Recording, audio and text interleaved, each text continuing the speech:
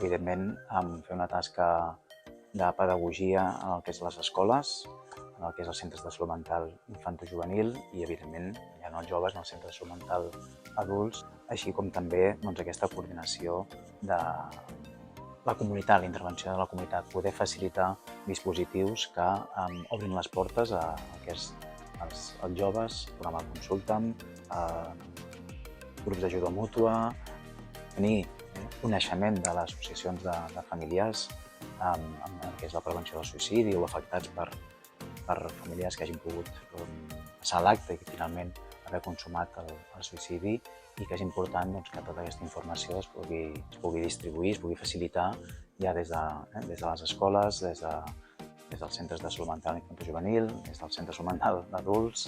És molt important fer aquesta conscienciació i poder arribar a les persones, famílies també, i joves, per tal de poder, com ho diríem, humanitzar.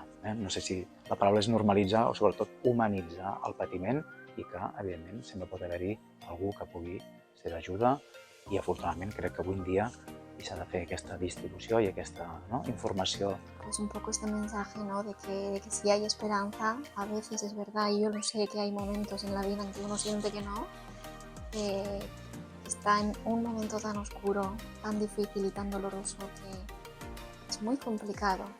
Sobre todo sentir más que pensar, ¿no?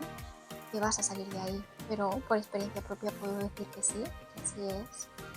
Y tan solo lo que hay que hacer es compartirlo. También sé que es una de las cosas más complicadas, ¿no? Cuando estamos en este lugar, pero compartir, aunque sean las palabras de no me encuentro bien o necesito ayuda, a partir de ahí ya se puede dar una serie de circunstancias que nos puedan ayudar a salir desde este lugar, ¿no?